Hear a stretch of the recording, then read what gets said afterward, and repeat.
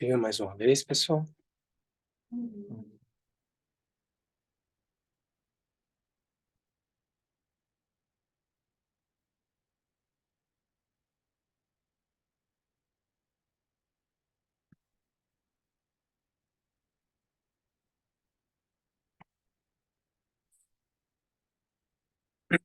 Bom, a gente vai retomar então o estudo do texto do Jean-Paul Controu, Criação e Completude, isso que a gente já está estudando aí, acho que ao longo dos últimos quase 2 anos. E a gente chegou numa parte dele bastante profunda.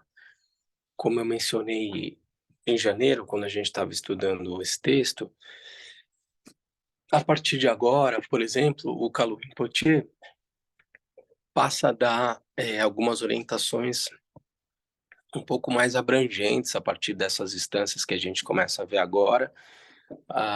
O próprio Trango Rinpoche, ontem, lendo aqui o material que a gente ia ver, o próprio Trango Rinpoche também passa a apresentar uma visão um pouco mais panorâmica do texto. Eu participei, eu acompanhei os estudos desse texto apresentados pela comunidade Tergar, pelo Mingyur Rinpoche, o Cortland Doll, que fez um grupo de estudos sobre esse texto e tal.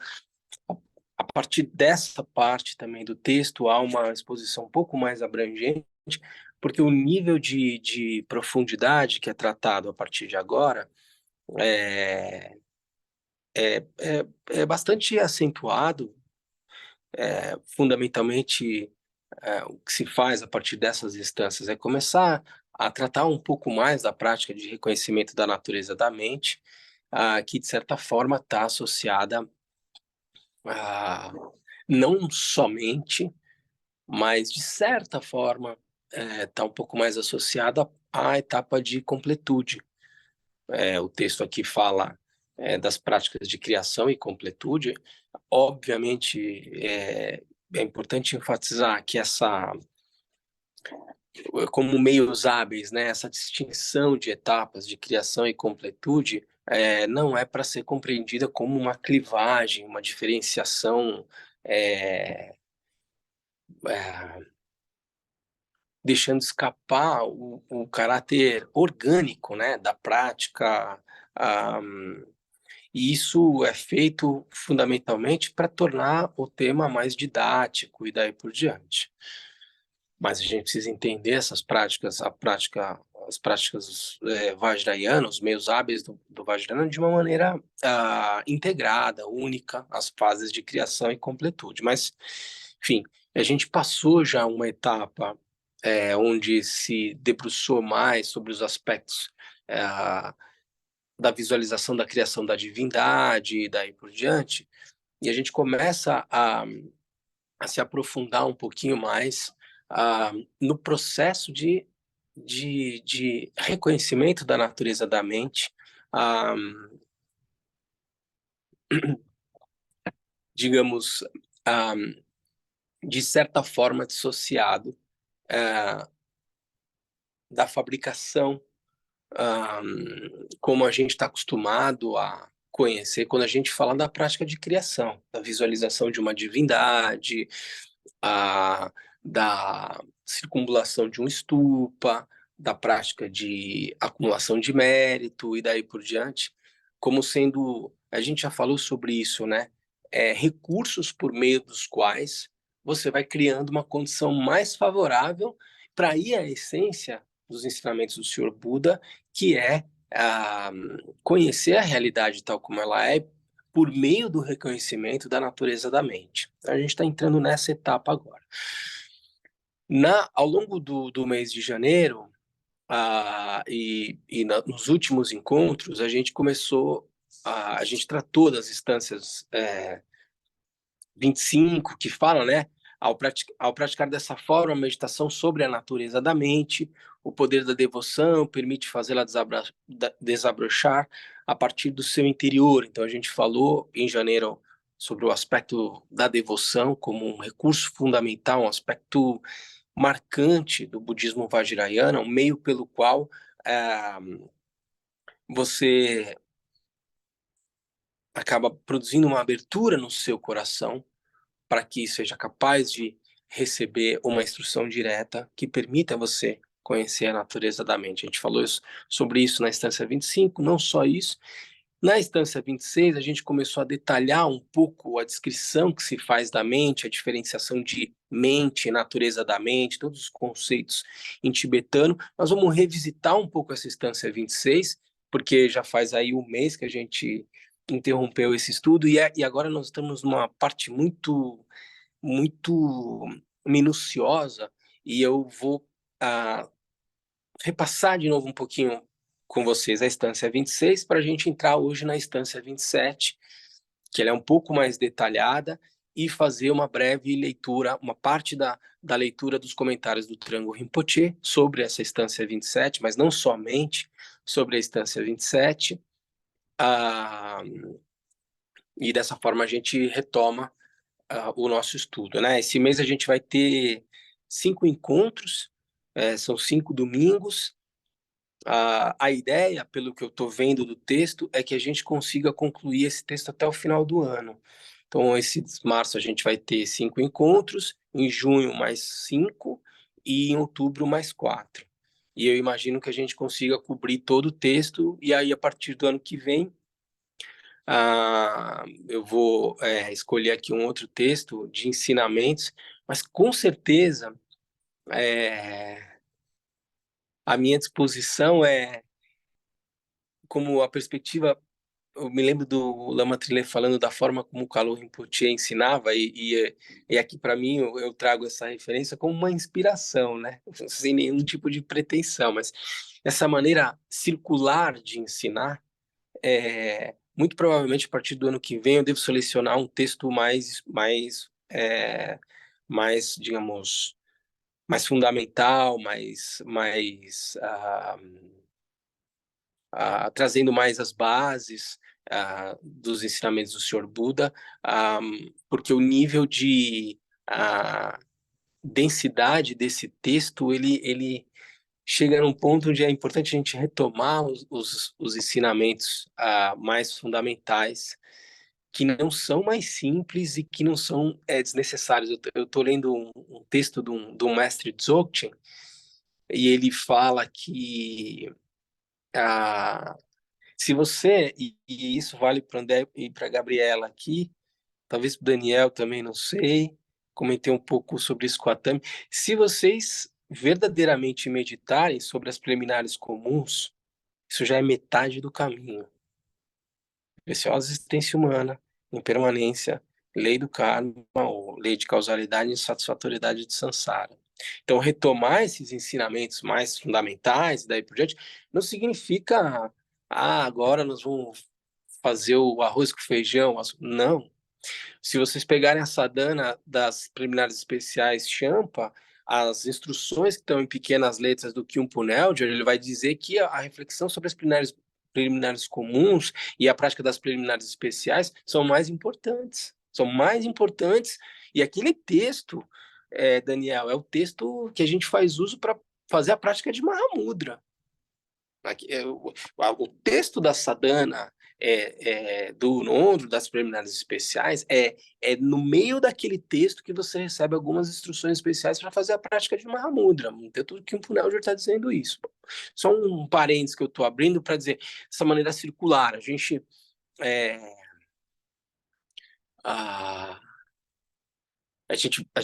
a gente vai até um ponto denso e depois retoma os ensinamentos mais fundamentais. Você vai vendo com fundamentais mesmo, são esses ensinamentos que a gente entra em contato logo no início e parece, aqui eu só estou aquecendo os motores, aqui não é isso, assim, são fundamentais. Então a ideia a partir do ano que vem é a gente retomar ensinamentos mais fundamentais, chamando atenção, mas agora a gente entrou aqui numa etapa de um nível de densidade significativo e eu acho que a gente, como eu falei em janeiro, né? Esse é o primeiro passo que a gente dá na metodologia de prática do budismo, quando a gente fala em estudo, reflexão e prática. A gente não tem a pretensão aqui, não que isso esteja muito longe da nossa possibilidade, mas a gente não tem a pretensão aqui de, por meio desse estudo, fazer o reconhecimento da natureza da mente. Não que isso não esteja ao nosso alcance aqui agora. Está. Uma vez as condicionantes estando presentes, uma verdadeira abertura no coração e daí por diante, tá na nossa cara aqui. Mas sem ter essa pretensão, o fundamental aqui é fazer um estudo aprofundado sobre esses temas, que pode trazer algum nível de compreensão ainda discursiva, intelectual, mas que vai criando a ambiência de confiança, de abertura, de uma compreensão também num nível um pouco mais sutil, que permite a gente progredir nessa prática. Então, é com esse propósito que a gente vai descer aqui em um estudo e uma terminologia bastante refinada, e que pode parecer uma coisa muito, muito cabeçuda, muito intelectual e daí por diante, mas como eu estou dizendo para vocês, sobre essa perspectiva de estudo, reflexão e prática, a gente vai se familiarizando com essa terminologia toda e, de certa forma, vai eventualmente produzindo uma abertura no coração para poder compreender, a partir da própria experiência, do que nós estamos falando aqui, tá bom? Então, feito todas essas considerações aqui, me sinto à vontade para entrar numa terminologia um pouco mais ah, específica, vamos dizer assim. O que diz a instância número 26? Que a gente viu já no último encontro. A mente iludida, em tibetano, mente iludida aqui, a gente se refere por Namche Tsagye. Namche Tsagye. A mente iludida, a mente com a qual a gente está invariavelmente em contato, digamos assim, em tibetano, aqui ele fala em Namche Tsogye, às vezes você vai ter isso referido simplesmente como sendo Sem. Sem.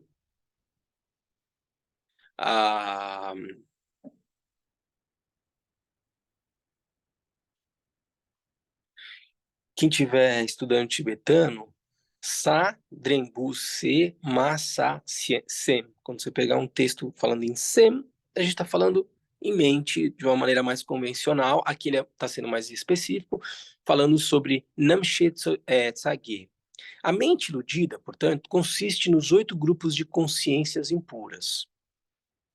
A essência disso permanece como sendo o fundamento puro, ou Kumshi,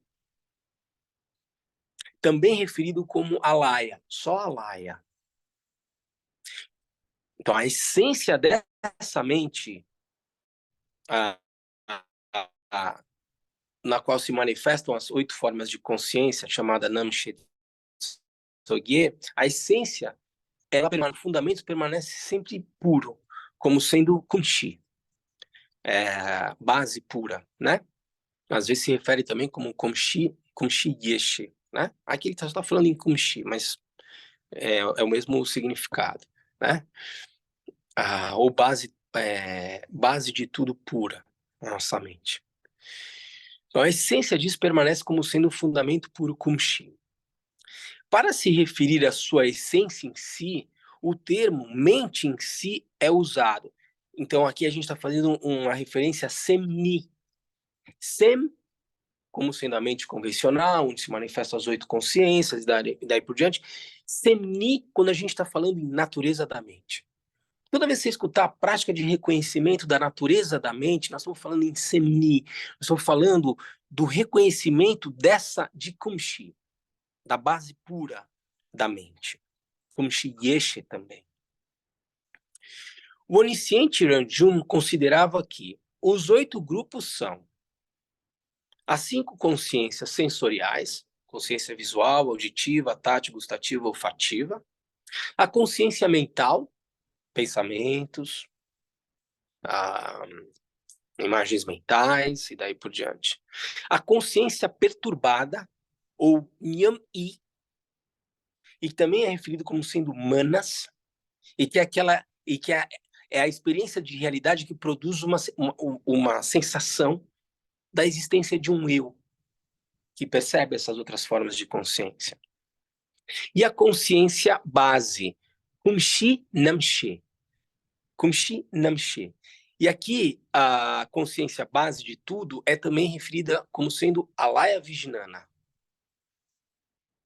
A gente falou sobre Jnana, Vijnana e Alaya Vijnana, né? A ideia de Yeshe.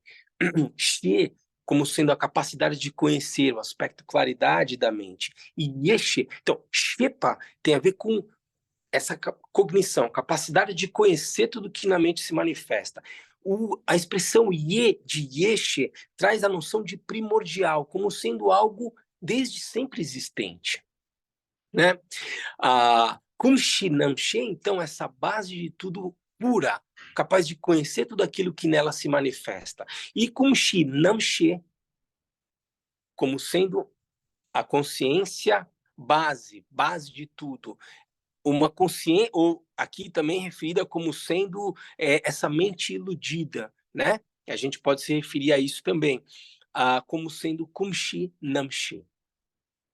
Nós vamos detalhar isso tudo, tá? Tudo isso a gente já viu no nosso último encontro de janeiro.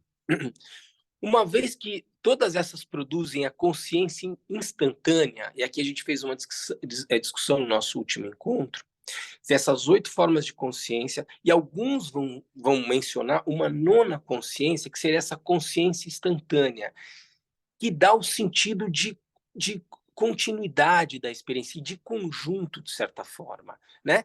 Mais que o Trango Rinpoche vai dizer, não, fundamentalmente essa consciência instantânea é uma expressão da 7ª consciência ou da 8ª consciência. Não precisa se fazer uma separação como havendo uma 9ª consciência, que dá essa ideia de conjunto, como eu falei, né? Uma vez que todas essas produzem essa consciência instantânea, quando consideradas juntas, pode se considerar como sendo 9 grupos, né?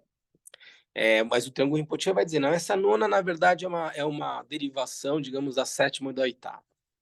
Os sutras citam muitos termos como consciência apropriadora, mente iludida, obscuração cognitiva e consciência base, com Shinanche, como sendo todas essas sinônimos. Aí o texto continua e diz: uma vez que é ensinado que a natureza intrínseca do fundamento é a virtude, ela é essencialmente a natureza de Buda autoliberta. Para quem se lembrar, no último encontro de janeiro eu falei, tem uma frase aqui que se a gente tiver tempo eu vou voltar nela. E não deu tempo no último encontro. E é essa aqui que a gente está fazendo referência agora. E sobre a qual a gente vai falar um pouquinho. O Trango Rinpoche não desce em detalhe, mas eu acho importante a gente mencionar uma coisa aqui. Por favor. A 7ª consciência dá essa sensação de continuidade. Por que ela é chamada de perturbada?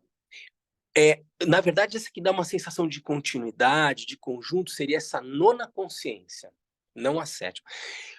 A ideia, assim, isso é uma convenção de tradução, assim. O conceito dela é Nyam-I, é essa que dá uma sensação de eu, não a sensação de continuidade. É que faz com que pareça que existe um eu experimentando o objeto, que é uma outra forma de consciência. E, convencionalmente, na tradução, se você for pegar aqui, ó, eu vou te dizer como é que, por exemplo, em inglês ela foi, o termo em tibetano é Nyom-i. Em inglês, ela foi traduzida como afflictive mind, mente aflitiva. No português, a gente fez uma opção pela tradução de perturbada, mas talvez ela não alcance esse conceito não alcance exatamente, ela não consiga descrever exatamente do que a gente está falando. É por isso que eu estou te dizendo, fundamentalmente, é a tipo de consciência que dá a você a sensação de que tem um eu experimentando isso. É isso que a gente está tentando nomear quando a gente fala em consciência perturbada, tá? Isso.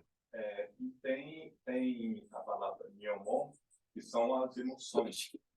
Emoções perturbadoras ou aflitivas, e que é o Nyom, do Nyom-i. Nyomon são aflições perturbadoras. Então, ele junta as duas. Ele junta Nyom e I é a noção de consciência ou mente. Então, por isso que se chama Nyom-i. Essa é a ideia. Se você pegar etimologicamente, é isso que está contido.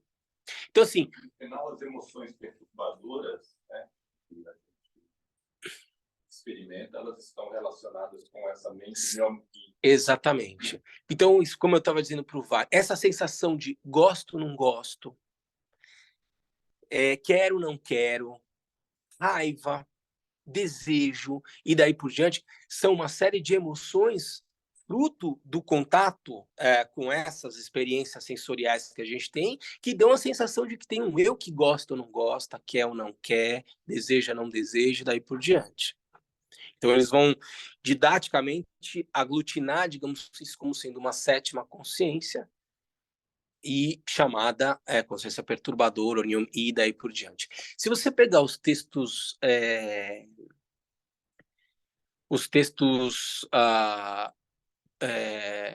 do Abhidharma e textos Madhyamika, eles não falam em 8 consciências, eles falam em 6 consciências. Eles vão descrever Nyomi como sendo consciência mental também. Então vão incluir pensamentos, mas vão também incluir emoções e daí por diante.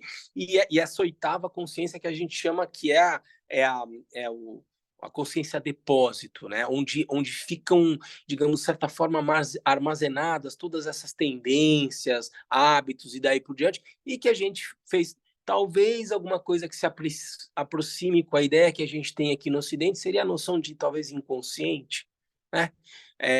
Mas você não vai encontrar isso nos textos clássicos. Aqui é uma aproximação para tentar entender para onde vão as experiências de uma criança e daí por diante no seu processo constitutivo enquanto sujeito. Não há um locus, né? Não tem um hardware na nossa cabeça, um lugar em si, né? Toda a teoria psicanalítica não vai descrever o inconsciente como um locus em si, mas muito mais como um processo, uma função da mente, daí por diante. A gente poderia trazer essa ideia associada a essa condição de alaya vijnana como sendo oitava consciência e, digamos, uma espécie de depósito, mas insubstancial, intangível, não como um locus. Bom, essa sétima consciência, essa oitava consciência, nos termos mais clássicos, ou em alguns termos, você vai pegar os estudos Madhyamika, que assentam a escola Gelup, eles vão falar sempre em 6 consciências, e vão dizer que essa sétima e oitava são, digamos, derivações da própria consciência mental, e juntariam, portanto, pensamentos, emoções, essa noção de inconsciente, como sendo características dessa sexta consciência. O termo tibetano correspondente à live na oitava consciência seria Kunshinamshe. Tá? Kumshi só seria alaya, ou consciência base de tudo. Quando você pega o texto o texto da sadhana de Mahamudra Champa, a instrução é que você volte à consciência ordinária. Às vezes é uma tradução que se dá para consciência ordinária. O outro termo que a gente já viu aqui e que o Trango Rinpoche menciona, a gente viu antes, base de tudo pura. Esse como sendo Kumshi Yeshe, por exemplo, só Kumshi. Porque Yeshe, essa qualidade, essa capacidade de conhecer, é uma qualidade intrínseca da mente de Buda, da mente desperta. Né? Nós estamos fazendo uma descrição aqui da mente desperta, da mente de Buda. Por isso assim, né? Quando a gente se refere aos Budas, nós estamos falando daqueles que verdadeiramente alcançaram essa condição de forma plena. E são chamados de Budas, né? De Tathagatas, porque eles alcançaram o Tathagata Garbha, que é a natureza de Buda e daí por diante. Portanto, eles alcançaram... É o Siddhartha, uma pessoa que nasceu, envelheceu, morreu e que alcançou essa condição plena. Né? Essa é a descrição de Buda, de natureza de Buda e daí por diante. O texto está dizendo aqui, olha, e esse é a linha que eu queria entrar com vocês quando ele diz: uma vez que é ensinado que a natureza intrínseca do fundamento é a virtude, ela é essencialmente a natureza de Buda autoliberta. E o que é? Então, eu estou fazendo só uma revisão do que a gente viu no último encontro e falei, tem uma linha aqui que talvez se a gente tiver um tempo a gente pode comentar. E eu não costumo fazer isso, os ensinamentos que a gente estuda aqui juntos, eu sempre procuro estar completamente alinhado aos comentários dos grandes mestres, né? Eu evito correr o risco de corromper o Dharma dizendo alguma coisa que o mestre não disse aqui. Então, abrindo esse parênteses, dizendo isso não está no texto do Trango Rinpoche, não está no texto, não está nos comentários do Kalu Rinpoche, e daí por diante, fazendo essa consideração inicial, e aqui trazendo uma impressão particular, quando o texto diz, uma vez que é ensinado que a natureza intrínseca do fundamento é a virtude, ela é essencialmente a natureza de Buda autoliberta, no tibetano,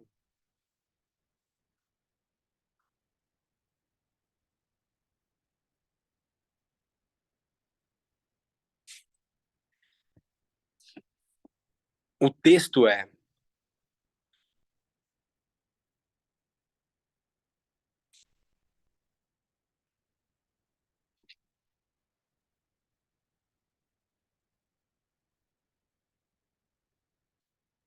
Kunshinganlu Gewashesuntir Deingo Worandro Deshenin. Ele está dizendo, Kunshi, que a gente acabou de falar, é a base pura, né? Ou a laia e daí por diante. Kunshi Ngan, Nganlu. Nganlu significa natureza intrínseca. Kunshi Nganlu, a natureza intrínseca de Kunshi, ou de Alaya, ou dessa mente ordinária, que a gente está chamando de mente pura, ou base de tudo pura, né? Kunshi Nganlu, a natureza intrínseca de Kunshi. Gewa Shesuntir, como é ensinado, é a virtude. Então, a tradução que a gente deu é: uma vez que é ensinado que a natureza intrínseca do fundamento, né, essa base pura, é a virtude, daí isso Ngoo, essencialmente, Randro Deshenin, é a natureza de Buda autoliberada. É isso que está dito no tibetano. Então, a palavra que interessa para a gente aqui nesse Kunshinam Shemin, Kunshinam Luk Gewa Shesuntir Deingo Worando Deshenin é o Gewa. Dao Gadren Bude Wa Ge. Wa. Gewa. Gewa está se referindo aqui como virtude. Se você pegar a tradução do tibetano para Gewa, a gente está falando aqui virtude, mas outras palavras que você pode trazer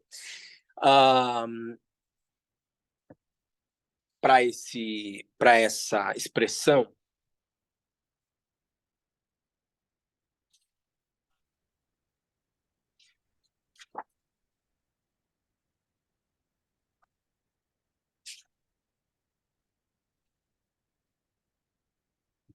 Eu tive o cuidado de anotar isso aqui para a gente não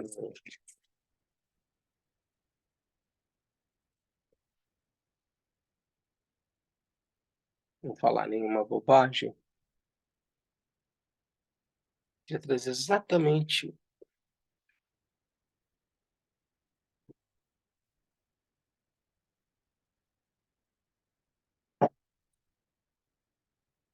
Eu anotei aqui em algum lugar, mas como foi? Aqui, ó. Por Goethe também pode se entender bondade. A gente falou em virtude, mas você pode entender o que está por trás dessa noção de virtude aqui. Bondade, uma ideia oposta à má conduta, né? Portanto, uma boa conduta,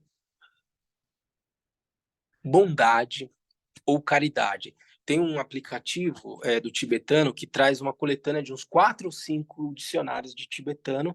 Eu fui pegando qual é a noção de Gewá aqui que ele está trazendo. Então, implica tudo isso: virtude, bondade, caridade, boas ações, e daí por diante. Então, o texto está dizendo que, uma vez que é ensinado que a natureza intrínseca de Kunshi é a bondade, é a virtude, é a boa ação, e daí por diante, isso não é pouca coisa. Eu estou descrevendo que a natureza, e aí ele vai dizer que é essencialmente a natureza de Buda auto-liberta. Eu estou dizendo que o estado de consciência plenamente desperto é bondade, é caridade, são boas ações, e daí por diante, como sendo a sua condição natural. Não como sendo o resultado de um código de conduta, um código de ética que me faz assumir uma postura virtuosa, de boas ações caridosas. Estou dizendo que a natureza de Buda tem essa descrição dessa forma. Isso, como a gente já falou várias vezes, eu fui olhar aqui para ver se eles usavam essa palavra, mas eles não usavam. Isso está muito, no meu modo de ver, muito relacionado à noção que o Bocar Rinpoche já trouxe em outro texto, quando ele vai descrever a claridade da mente como sendo compaixão, como sendo uma condição natural. O texto não desdobra mais sobre esses elementos, mas eu faço questão de trazer algo que a gente já trouxe várias vezes aqui. Então, não é, vamos dizendo algo, uma tremenda novidade, mas aonde há espaço para, nesse texto, encontrar um ponto de referência aqui. Uma atitude compassiva, ela não é fabricada de fora para dentro, porque alguém me disse que eu tenho que fazer isso por um mandamento e tal. É porque ela é a minha condição natural. Ela é a natureza de Buda em si, como um dos aspectos. Então a gente sempre vai descrever a natureza de Buda como sabedoria e compaixão, ou em união. Sabedoria e compaixão em união. Vacuidade e claridade em união. E, além disso, a mente, ela é vacuidade e claridade em união, e ela possui um aspecto manifesto, uma capacidade de manifestação, que também é tido. Quando a gente vai descrever claridade, quando os mestres vão descrever claridade, eles vão mencionar claridade associando a noção de dinâmica, capacidade de manifestação e capacidade de conhecer. Então, o aspecto claridade tem essa noção embutida de Rigpa, de Yeshe, e uma capacidade de manifestação também. Então, a mente plenamente desperta, ela não é um nada, é uma série de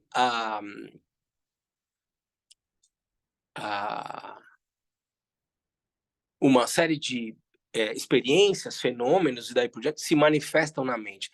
O que eu estou querendo dizer aqui, ou trazendo a referência de todos os mestres, é que aquilo que se manifesta na mente de um Buda é simplesmente a compaixão. Então, qualquer atividade que se manifeste na mente do Buda tem a natureza da compaixão. Por isso que ele se move com um único, exclusivo propósito de contribuir para que todos os seres possam alcançar uma condição livre de engano e que produza naturalmente a experiência de felicidade e, ao mesmo tempo, de cuidado com o outro que não é capaz de conhecer a realidade tal como ele conhece e segue seguindo no samsara, sofrendo e daí por diante. Portanto, não há uma passividade numa mente desperta. Simplesmente eu alcanço o estado de Buda para mim mesmo e daí por diante. Há uma dinâmica, há um movimento nessa ação plenamente desperta de Buda.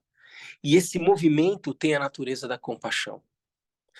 Não é isso que o texto está dizendo aqui, ele está falando num aspecto de virtude, mas eu acho importante a gente trazer essa correlação entre uma mente plenamente desperta e o aspecto sabedoria manifesta, e esse aspecto compaixão. Onde é que a gente coloca ele? Porque senão parece uma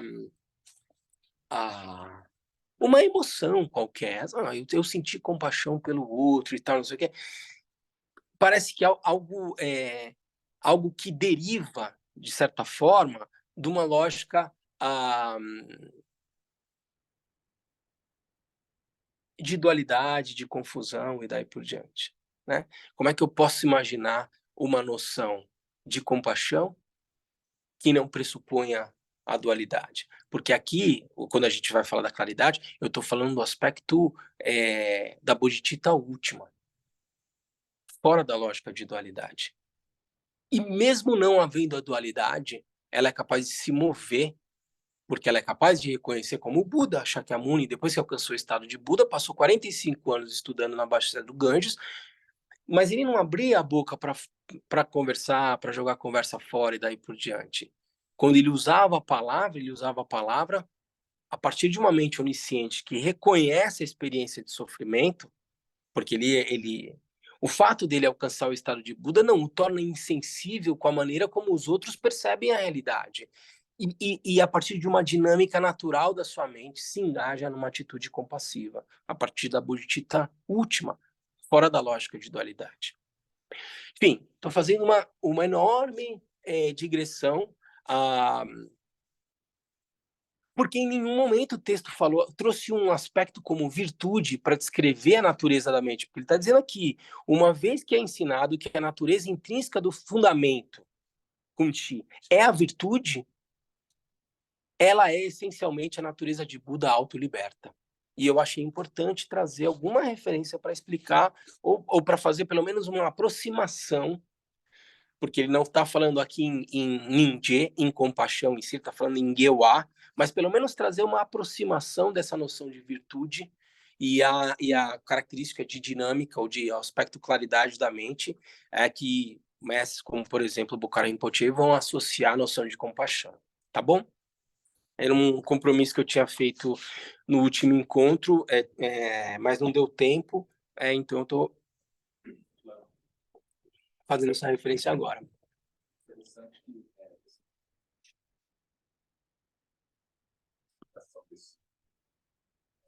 essa palavra e a mente pacífica ela é o próprio virtude, ela está no estado totalmente pacificado. Então tem o aspecto dinâmico que o senhor trouxe, mas por outro lado também o aspecto estático, né, da total tranquilidade, pacificação já é em si um estado muito interessante. É muito interessante, porque quebra essa noção de que uma mente pacificada é uma mente estática, né? É isso que é muito interessante. Num estado natural, há uma dinâmica compassiva, virtuosa, né? Porque a gente está porque onde encontrar o fundamento para a virtude, entende? Assim, isso é uma coisa, acho que desde a filosofia grega há uma discussão de onde parte essa noção de virtude, né? E eu acho que aqui não é só nessa linha e tal, mas a gente está tocando nesse aspecto de uma natureza intrínseca, tal como ela é, e que muitas tradições vão tocar nesse aspecto, né? Mas, enfim, é isso. Bom, então vamos entrar agora na instância 27, que é a instância seguinte a que a gente viu em janeiro passado. Você vê, eu gastei uns 5 minutos para fazer um preâmbulo dizendo, gente, o negócio aqui vai ser... Porque Vamos ler aqui. O que diz essa instância? Vamos ler ela inteira. Talvez eu vou fazendo umas pausas no caminho, eu leio ela inteira e depois eu volto. Enfim, mas vamos lá. Instância 27. Então, por exemplo, os 8 grupos de consciência são como uma corda vergada que é percebida como se fosse uma serpente, apesar de essa não ser sua verdadeira natureza. Vocês já devem estar familiarizados com aquele exemplo da pessoa que entra num quarto escuro, vê uma corda ali meio vergada, imagina que é uma cobra e desenvolve todas as emoções por uma percepção equivocada da realidade. Pum, acendeu a luz, vê-se que é uma corda, não é uma serpente, e tudo fica pacificado. Né? Essa é uma maneira de descrever esse processo de iluminação, né? De compreensão da realidade tal como ela é. Então, por exemplo, os 8 grupos de consciência são como uma corda vergada que é percebida como se fosse uma serpente, apesar de não ser sua verdadeira natureza. Ou seja, ele está fazendo uma correlação de que essa noção de que, bom, a minha mente são essas 8 consciências é uma maneira equivocada de conhecer a mente tal como ela é, semini, a natureza da mente tal como ela é. Desde o primeiríssimo momento deste engano, ele já era talvez aqui fosse ela já era essencialmente vacuidade. É desde os tempos sem princípio, que a ignorância coemergente obscurece a verdadeira natureza. Então, ele está dizendo que desde tempos sem princípio, há uma ignorância coemergente com a natureza da mente é plenamente pura, sábia, capaz de conhecer a realidade tal como ela é, mas há uma coemergente ignorância que obscurece a verdadeira natureza da mente. Por exemplo, o aspecto claro e límpido de um espelho é a natureza de Buda.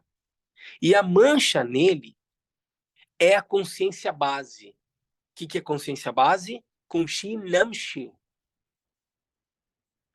O espelho está lá. Uma mancha transforma a natureza do espelho, ou ela é uma sobreposição sobre a natureza do espelho em si? Por exemplo, o aspecto claro e límpido de um espelho é a natureza de Buda. E a mancha nele é Kunshinamshi, é a consciência base. Também chamada de obscurecimento cognitivo ou ignorância coemergente. Assim como uma camada manchada, a consciência base carrega o conjunto dos padrões habituais, o obscurecimento das emoções e o obscurecimento das emoções perturbadoras. Então vamos ver como isso se dá. A natureza essencialmente vazia da consciência, vamos ver como é que, vou repetir. Assim como uma camada manchada, a consciência base, essa que se sobrepõe, né, carrega o conjunto de padrões habituais, o obscurecimento das emoções perturbadoras. Então vamos lá. A natureza essencialmente vazia da consciência é identificada como sendo um self, e a realidade objetiva é projetada sobre seu aspecto luminoso. A natureza essencialmente vazia da consciência é identificada como sendo um self. É a 7ª consciência. Ela é vazia, mas essa condição de vacuidade é tomada por nós como sendo um self, esse self que experimenta a realidade. E a realidade objetiva é projetada sobre o seu aspecto luminoso. A capacidade de manifestação da mente, o aspecto claridade, recebe ou nela se sobrepõe aquilo que a gente toma como sendo realidade objetiva, as coisas, tal como a gente imagina que elas são, associadas a essas 5 formas de consciências relacionadas às minhas faculdades sensoriais. Então vamos lá. A mente instantânea, aquela mente que ele chama de nona mente, que dá essa noção de conjunto, movimenta o grupo das 6 consciências. e ocasiona o encontro entre o objeto e o respectivo órgão sensorial. Ainda que nada seja além do que a própria mente, a aparência da dualidade predomina. Vocês entenderam? A mente, volto a dizer, essa é uma condição didática de descrever a confusão mental. Quando a gente fala em 8, 9 consciências, não é que tem uma sétima, uma oitava. Ele vai decupar essa experiência confusa e vai classificar como sendo 8 ou 9 consciências.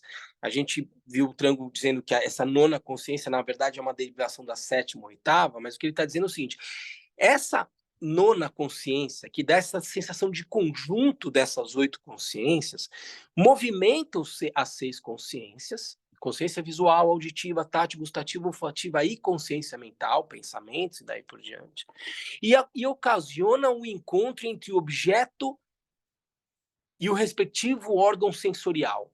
Na minha experiência de realidade, há um movimento que faz com que meu olho vá olhar para um objeto e daí por diante, e ainda que nada seja além da própria mente, tudo isso tá se manifestando na própria mente, a aparência de dualidade predomina. Por exemplo, isso é o texto raiz dizendo. Por exemplo, isso aqui não é comentário, isso é o Django Control escrevendo as 8 consciências no texto raiz que a gente está estudando. Eu não estou pegando aqui o comentário do Trango, nem do Calor Rinpoche, eu estou lendo o texto raiz. Ele está dizendo, por exemplo, quando o olho percebe uma forma, apesar de não haver forma fora da consciência visual, lembra da Prajnaparamita? A forma é o vazio é a forma. Olha essa frase. Por exemplo, quando o olho percebe uma forma, apesar de não haver forma fora da consciência visual, ele está dizendo o seguinte: isso que eu estou vendo, isso aqui, ó, é vacuidade. Por exemplo, quando o olho percebe uma forma, apesar de não haver forma fora da consciência visual, olha só, meu olho olha para esse DORD e produz uma consciência visual. O que ele está dizendo? Produz uma consciência visual que se manifesta, entre aspas, na minha, vamos chamar assim, na minha mente. Olho em contato com o objeto visual, produz consciência visual. Ele está dizendo, apesar de não haver forma fora da consciência visual. Bom, então o que é isso? Isso é vacuidade. Isso é um fenômeno composto. Isso são causas e condições reunidas num determinado tempo e espaço, dando a sensação de que há um objeto aqui e que há um sujeito percebendo esse objeto aqui. Ele está dizendo o seguinte: essa é a experiência delusória da realidade. Isso aqui é um fenômeno composto em constante transformação. Se você olhar com um microscópio, você vai ver que tem muito mais espaço do que matéria, e quando você olha para essa matéria, quarks, subquarks e daí por diante, isso é luz. Que ganha uma tal densidade na minha experiência de realidade, dando a sensação de que há um objeto aqui, um olho percebendo esse objeto, e a partir dessa dualidade produzindo uma consciência visual. Ele está dizendo assim, isso é ilusão. Ele está dizendo, quando, por exemplo, o olho percebe uma forma, apesar de não haver forma fora da consciência visual, o aspecto luminosidade, ou seja, claridade, é interpretado erroneamente como sendo a forma. O que a gente falou aqui? Mente é vacuidade, capacidade de conhecer e capacidade de manifestação. E a gente vai dizer que a capacidade de conhecer e capacidade de manifestar é o aspecto claridade da mente. Então ele está dizendo o seguinte: o aspecto luminosidade e claridade é interpretado erroneamente como sendo a forma. Claridade da mente é confundido como sendo a forma estranha à própria mente. Entende? Porque é algo que se manifesta na mente. Mas eu tenho a sensação de que isso aqui é forma e fora da mente. Ele está dizendo esse aspecto claridade da mente é interpretado erroneamente como sendo a forma. E o aspecto vacuidade da mente como sendo o órgão, o olho. Olha que interessante. Ele vai dizer que o aspecto vacuidade da mente Na forma confusa, a gente toma o olho como sendo o órgão sensorial do meu corpo, e o objeto como sendo algo estranho. E a gente não percebe que isto que se manifesta é o aspecto claridade, e aquilo que, de certa forma, é o meio pelo qual eu conheço, é o aspecto vacuidade da mente. A função da mente instantânea aglutina o processo, aquilo que ele chama de nona consciência. Isso que dá noção de conjunto. Aglutina o processo, 2 pontos. A consciência visual inicialmente emerge, não iludida, ele volta aqui na explicação. A consciência inicialmente emerge, não iludida, livre de conceitos. Então, causas e condições reunidas produzem uma experiência sensorial na minha mente, que eu vou chamar de consciência visual. Ele está dizendo o seguinte: essa consciência visual, ela surge não iludida e livre de conceitos. Ela é simplesmente consciência visual. Mas instantaneamente ela é suprimida e surge a sensação de dualidade. E com ela, a sexta consciência mental. Então, como eu não sou capaz de simplesmente perceber aquilo que se manifesta na mente, sem julgamento e daí por diante, e rápido tomo esse objeto como sendo algo estranho à mente, ele diz, isso produz essa noção de consciência visual, nessa forma grosseira de qualificar 8 consciências, e ato contínuo ela produz a sexta consciência mental. Eu produzo pensamento, julgamento e daí por diante. Ao experimentar felicidade, sofrimento ou neutralidade, surgem as discriminações do apego, aversão e da ignorância, sendo esta consciência perturbada. A sétima consciência. I. Então, o fenômeno sensorial se manifesta na mente, a consciência visual do Dodge. Rápido surge um pensamento, Dodge, rótulo, conceito. E a partir daí eu falo, gosto, não gosto, tal, não sei o quê. Bom, gosto, não gosto. Quem? Quem gosta, não gosta? Quem quer, não quer e tal? O suposto eu. Sétima consciência. A noção de que é um self que conhece, quando a mente conhece por si só. Não há um eu que tenha que conhecer. É a natureza da mente ripa ou iete, mas imagino que sou eu que conheço isso que é um Dodge e eu quero. Consciência visual, consciência mental, sétima consciência, a noção de eu. Só para concluir, Pedro, então, através da rejeição ou da aceitação, é impressa na consciência base a acumulação da ação kármica, também denominada como formação.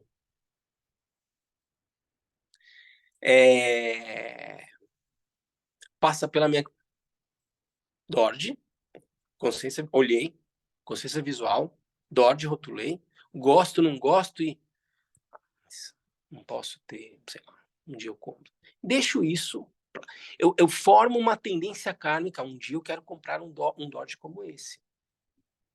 E em algum momento, esse imprint que ficou nessa função da mente, não num locus, que é o inconsciente, mas esse imprint que ficou na mente, esse desejo que foi produzido, do eu desejo e tal, não sei o quê,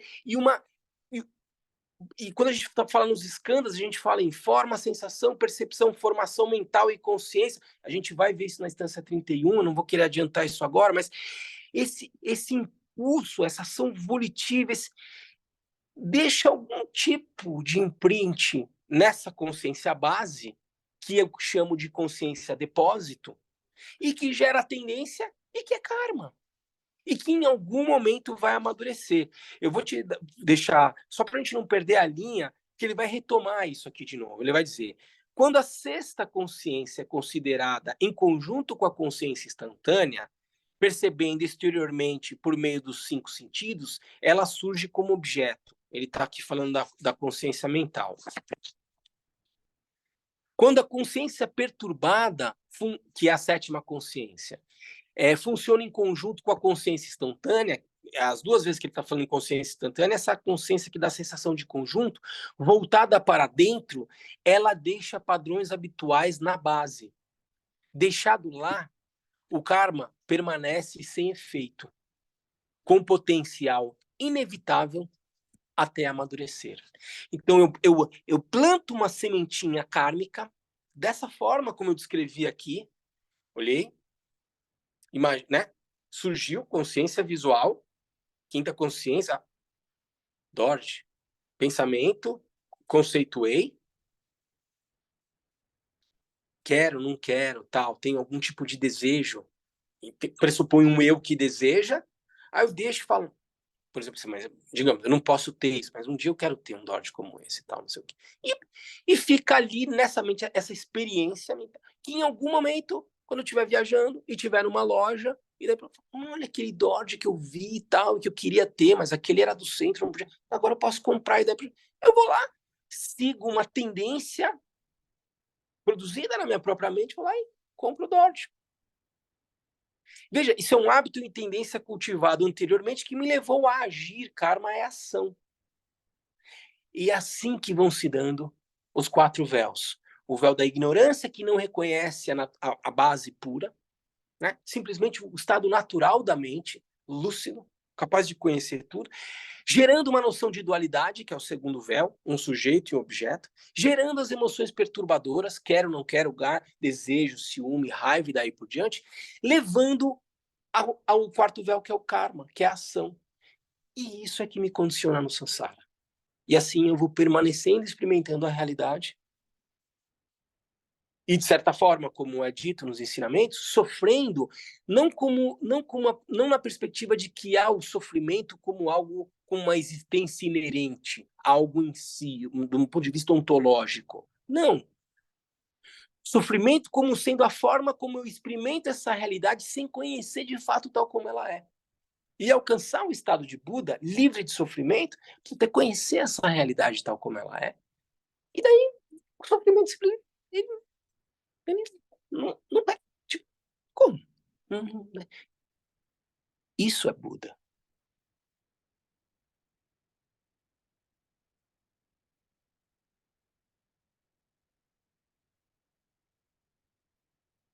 Você ia perguntar, Pedro?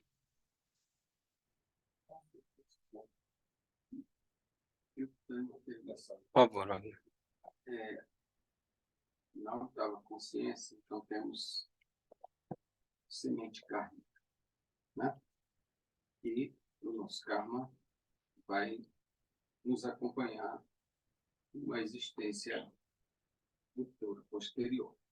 Mas na oitava consciência temos também as memórias de emoções anteriores, de experiências sobre objetos sensoriais que eu tive acesso e que lá foi depositado.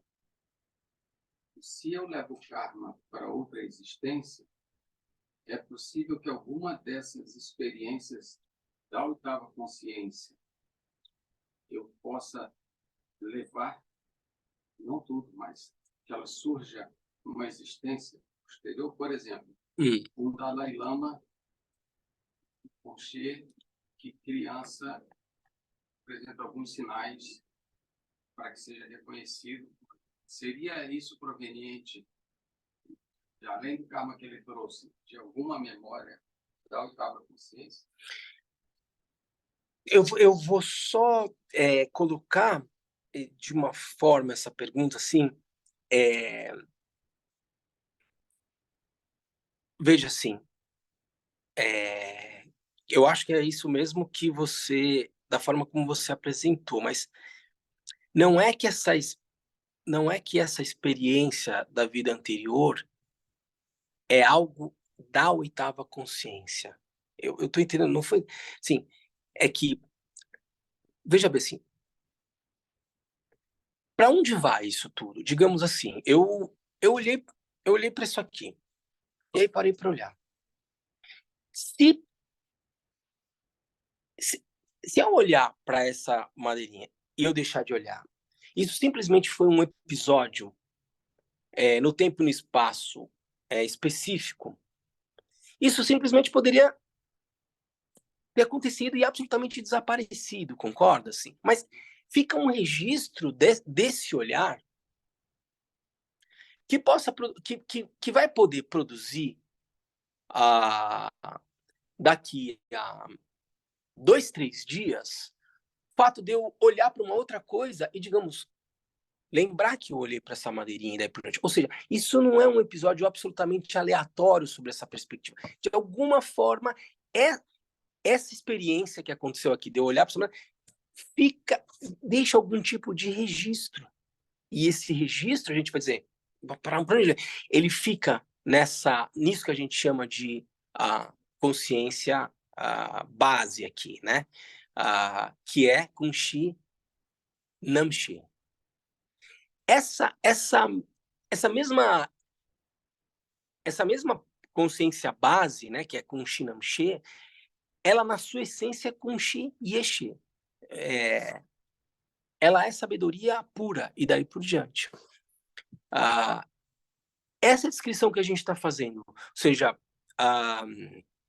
não é que haja um lugar em si onde se depositam todas essas experiências, mas o que se quer dizer é que esse episódio ele não é absolutamente aleatório e ele simplesmente deixa de produzir qualquer tipo de efeito. Numa lógica de interdependência, o fato de eu ter olhado para isso vai produzir um efeito, de certa forma, produzir algum tipo de resultado posterior. Há uma lógica de causalidade aqui.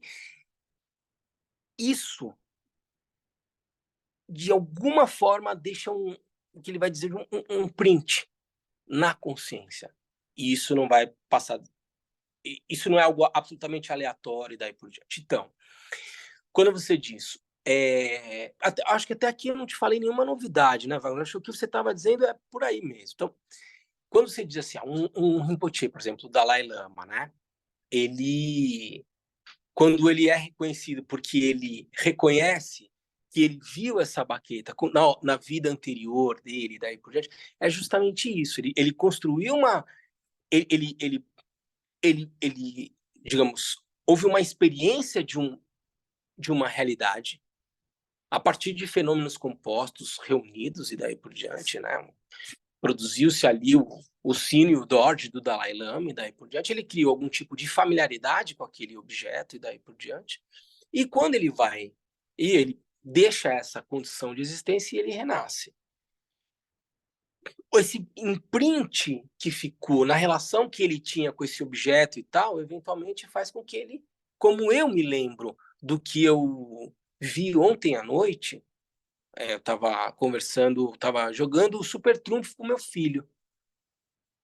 E hoje, quando eu acordo de manhã, eu falo, eu joguei Super Trunfo com meu filho ontem.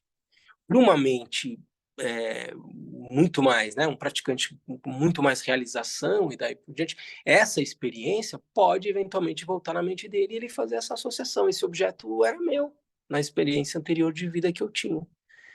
Porque de alguma forma ficou um registro disso e ele foi capaz de acessar.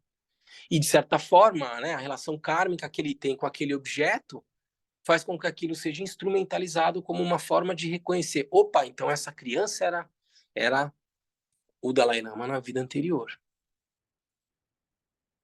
Era essa a tua pergunta, Wagner? Era essa, e eu chegando à conclusão, não sei se é certo, de que assim, talvez por ele ter esse conhecimento mais elevado, ter mais noção da natureza da mente do que eu, ele consegue fazer esse reconhecimento numa existência e eu não, ainda não, porque ainda não tenho o conhecimento da natureza da mente, ainda não tenho essa capacidade. Imagino que é por aí, né? E ele já no conhecimento mais realizado, mais elevado, ele já consegue fazer esse caminho. Ele, assim, ele vai conseguir transitar, por isso que parece ser vida, morte, sonho e daí por diante, com mais lucidez, entendeu? Porque uma mente desperta, não há diferenciação de experiência vigil e onírica, por exemplo, falando em termos de bardo, né? De tempo, assim. Quando um praticante realizado ele vai dormir, ele permanece na natureza da mente. E ele vai ter as experiências do discurso onírico, mas ele não vai se engajar com aquela experiência como uma pessoa convencional, como eu, se engaja num sonho. Olha lá, aconteceu isso aqui. Ele está lúcido. Se ele vai desenvolvendo esse tipo de habilidade de transcender o que é uma experiência de realidade acordado e dormindo, Depois ele começa a ter a capacidade de reconhecer o que acontece no bar do vir a ser. Depois ele é capaz de enxergar o que aconteceu na vida passada e o que vai acontecer numa próxima, e daí por diante. Ele vai desenvolvendo esse grau de onisciência, porque ele está tão familiarizado com o funcionamento da mente que ele não se deixa levar pela magnitude dessa experiência ser vigil, onírica, num bardo do vir a ser, numa vida anterior e daí por diante. Por isso que diz que o Karmapa é o conhecedor dos 3 tempos.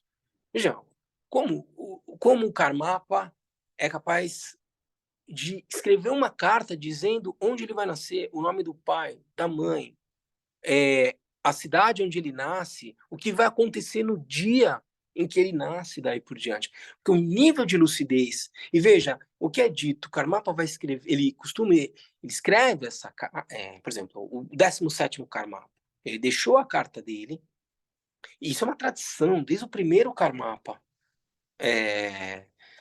do Sumkempa, né, conhecedor dos 3 tempos. Antes de morrer, ele escreve uma carta e deixa para o seu principal discípulo dizendo: o ano que eu vou nascer, o nome do meu pai, o nome da minha mãe, o nome da cidade, do vilarejo onde eu vou nascer. Ele dá esse tipo de descrição e ele escreve uma carta e deixa para o seu principal discípulo. O que fez o 16º Karmapa? Escreveu a carta onde ele ia nascer e colocou no amuleto, no patuar, né, que ele deu de presente para o Taisito Rinpoche. Ele foi encontrar 6, 7 anos depois e estava lá. Ele abriu e falou: ele vai nascer nesse lugar, eu vou nascer nesse lugar, o nome do meu pai vai ser esse. Tal. Aí se mandam emissários para ver, mas peraí, disfarçados. Tem essa vila lá no Kan, no Tibete? Tem, existe uma vila de nômades, são umas 30 famílias. Ah, e tem uma pessoa que chama fulano de tal? Sim. E ele é casado com fulana de tal, bate o nome. E quantos filhos ele teve? Ah, ele teve tantos. Ah, e teve um que nasceu nesse ano? Sim, teve um que nasceu nesse ano. E o que aconteceu no dia que nasceu? Ah, um pássaro cantou assim na. Opa, parece que encontraram a nova encarnação do Karmapa. Aí é dito, né, no livro. Eu sempre conto essa história porque para mim ela é absolutamente impressionante. Aí, bom, parece que se encontrou, vamos entronizar o Karmapa. Aí o Taisito Rinpoche diz, não, peraí, antes eu vou mandar o Akon Rinpoche lá reconhecer se é o 17º Karmapa ou não. E se ele não sentir confiança, a gente ainda não vai entronizar. O Akon Rinpoche, vocês sabem, são os 2 grandes mestres que vieram para o Ocidente, que montaram o Samelin, primeiro monastério do budismo tibetano na Escócia, né? Trungpa Rinpoche e o Akon Rinpoche. O Lama Trilé morou em Samelin, né? Ele ficou 2 anos lá, ele conheceu o Akon Rinpoche e o Trungpa Rinpoche. O Trungpa Rinpoche é da louca sabedoria, ele tem uma forma de praticar absolutamente não convencional e daí por diante. E o Lama Trilé dizia, não era muito o meu jeito de praticar, eu preferi o Akon Rinpoche, porque o Akon Rinpoche era um cara de disciplina e daí por diante. Então, assim, o Lama Trilé disse, o Akon Rinpoche é uma pessoa extremamente séria. Tal. Foi esse que o Taisito Rinpoche mandou lá para o Tibete para reconhecer se era ou não o Karmapa. Aí conta no livro, assim, eu tenho um jeito de saber se essa criança é ou não é mesmo o Karmapa. Aí ele chega lá na criança, já tem né, uma ideia de, bom, encontrar o Karmapa e tal. Aí o Akon Rinpoche vira para ele e fala, puxa, sua santidade, ainda não foi feita a intronização é quando vem o Taisito Rinpoche, entroniza, mas ele foi lá, ofereceu o cara, falou assim, Rinpoche, sua santidade, que bom encontrá-lo e tal, mas deixa eu te perguntar uma coisa, naquele momento, ele tinha 85, 7 aninhos, o 17º Karmapa, Orgen Trilhador. Na vida passada, eu pedi um presente para você. Cadê o meu presente? Para criança de 7 anos. Na vida passada, antes de morrer, o Akon Rinpoche virou para o 16º Karmapa e falou o seguinte, sua santidade, senhor, né, assim, em breve a saúde está fraca, nós vamos fazer todos os rituais para sua passagem, daí por diante. O seu corpo, claro, não é novidade não, vai ser cremado e tal, e ficam relíquias quando o seu corpo é cremado. Eu gostaria de ficar com um dente seu, das relíquias que vão sobrar. que sobra um pedaço de osso, né? As relíquias às vezes têm imagens de Buda no osso. Depois de cremado, tem uma foto impressionante de um pedaço de osso com uma imagem de Buda, parece talhada assim, tal. São relíquias. Essas são as relíquias que ficam depois daquilo. Assim, eu gostaria de ficar com um dente, porque vai queimar o corpo, os dentes ficam ali nas relíquias. Posso ficar com um dente? Ele diz, pode. Você conversa com um dos meus atendentes, quando o meu corpo falou, um dente é teu, Akon. O 16º Karmapa falou. Ele faleceu, e daí por diante o corpo foi cremado. Sobraram ali as relíquias e tal, e o Akon falou, olha, antes do Karmapa falecer, eu tive uma conversa com ele, e ele me prometeu um dente dele de relíquia. A pessoa olhou para ele e falou assim, mas quem viu essa conversa? Quem? Eu não presenciei isso. Não está escrito em algum lugar que o Karmapa... Não deram um dente para o Akon Rinpoche. Bom, acelera a fita, Akon Rinpoche, com a criança de 7 anos, vira e fala, Sua Santidade, o senhor me prometeu um presente antes de falecer. Eu não tive meu presente, cadê o meu presente? O Karmapa, com 7 aninhos, levanta, vai no tapete, levanta o tapete, tem um dentinho de leite dele, ele vai dar para o Akon Rinpoche. Naquele momento, a Akon Rinpoche não tem dúvidas. Volta a informação toda, a informação volta, o Taisito Rinpoche consegue, no momento de plena dificuldade de acesso na China, ele consegue entrar de volta no Tibete, coisa raríssima, né? Nenhum dos grandes mestres podem voltar para o Tibete, assim, é uma dificuldade muito grande e tal. Ele consegue voltar e ele entroniza o 17º Karmapa, uma cerimônia com milhares de pessoas, e aí em 99 o Karmapa consegue escapar do governo chinês e chega na virada de 99 e 2000 lá em Dharamsala, e o Dalai Lama oferece proteção para ele e daí por diante. Entende, Wagner, assim, que como se dá uma mente desperta e como ela é capaz de experimentar de uma outra forma essas experiências que a gente coloca em caixinhas, vida, dia, noite, vida, morte, outra vida e daí por diante. Uma mente plenamente desperta tá vendo esse balé de cores passar na frente, mas não entra na confusão. E veja, isso é um bodhisattva de altíssima realização. Um Buda, ele simplesmente é onisciente. Por isso que a gente fala de uma mente onisciente. E é Kumshi. E é a mente pura, que está aqui nesse presente. Não tá assim, ó, se a gente parar e permanecer no estado natural da mente, a gente está em contato com isso. Mas, invariavelmente, eu duvido, eu me engajo em alguma coisa, eu sigo, eu quero, eu não quero, eu me identifico com essa experiência de eu, que essa trama é samsara. Ficou claro, gente?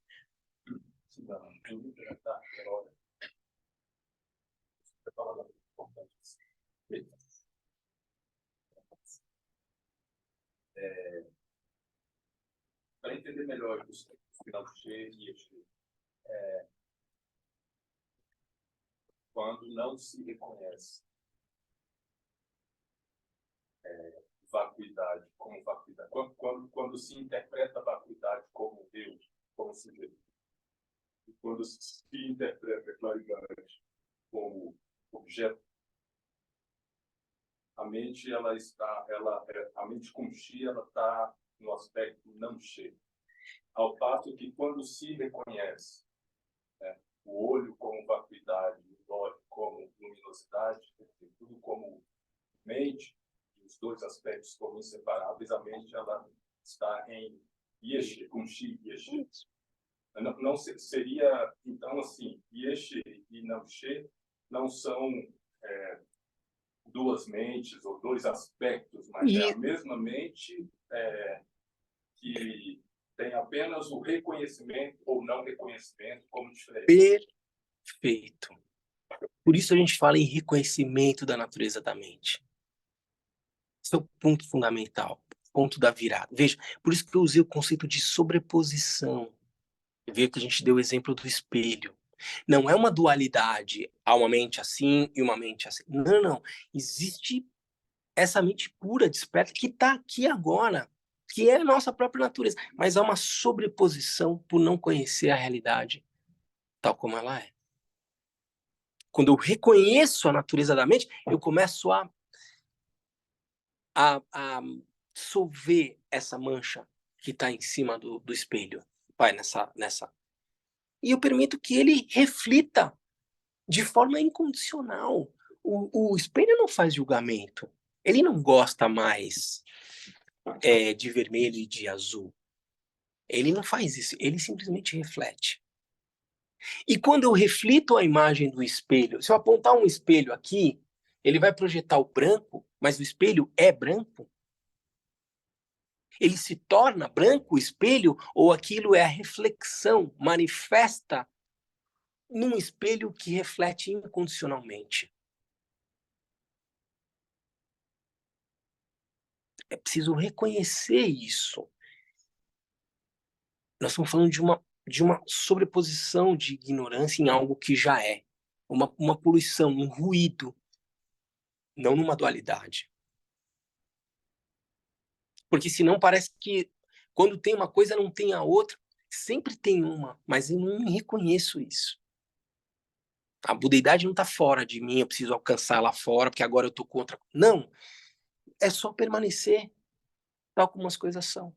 Mas é que, invariavelmente, por conta dessas condições, hábitos, tendências, eu sigo repetindo. Entendeu? Tudo bem, gente? Vamos então fazer nosso intervalo? Tudo bem pro pessoal aí de casa? Tranquilo? Sim. Então tá bom. Vamos fazer a nossa dedicatória.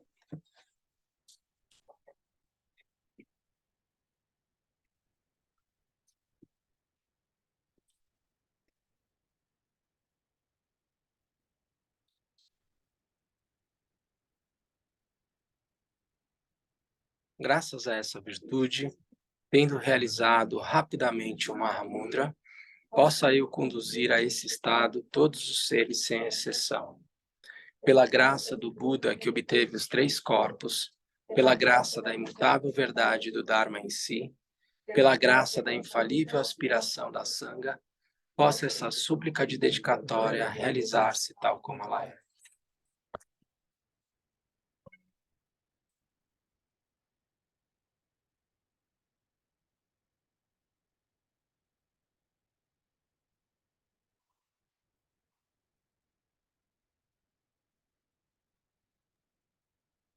Grata, Lana.